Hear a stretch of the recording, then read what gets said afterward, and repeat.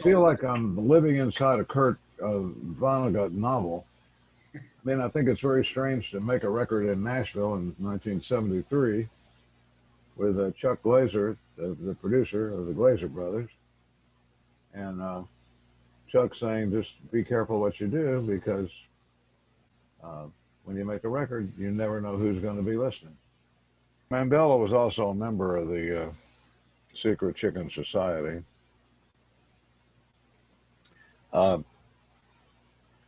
Amanda, of course, I've always been a fan of Mandela's, but after he was dead, I toured South Africa, did a book tour, and some music too. Well, he was on Robben Island. Robben Island is the end of the road. I mean, you don't get off of Robben Island. It's like Alcatraz used to be, sort of. But these guys, these Boer prison guards, tried to kill Mandela. I mean, they wanted him gone if they could. He was able somehow to turn them, like Jesus, to turn people. And when the night after he was out, the night he won for the election for president, or whatever the hell they have over there, the prison guards were in a local bar there, and this is anyway. When he won, they all cheered "Viva Mandela."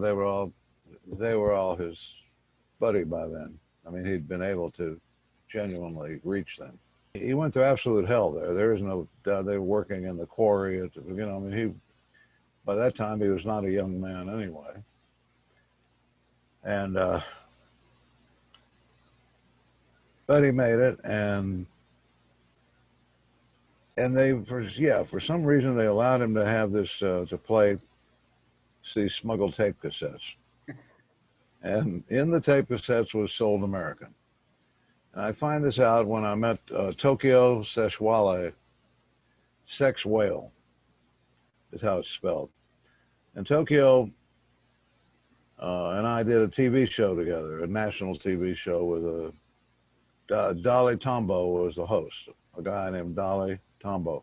And Dolly Tombo's father was Oliver Tambo, who was a famous civil rights leader in South Africa, and who was Mandela's mentor. And he, along with everybody else Mandela loved, died while Mandela was in prison. So Tokyo told me, he said, Kinky, you know, Mandela was a big fan of yours. And I said, no kidding. No. What book was it? He said, well, it's not books. He said, he was a fan of your music. And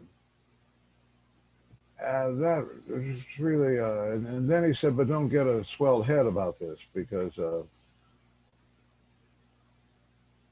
you were never his favorite singer. He said his favorite singer was always Dolly Parton. So so late at night he would play songs, and he played like a little pirate radio station, very late at night for the other prisoners and for himself. And he would sign off with Ride 'em Jew Boy, that song.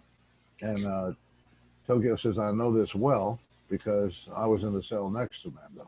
But the fact that Nelson Mandela was listening in his prison cell and that he selected that song, now he could have very well selected Get Your Biscuits in the Oven and Your Buns in the Bed, or Flying Down the Freeway, or something else. That one reached him somehow. And yeah, I thought that was,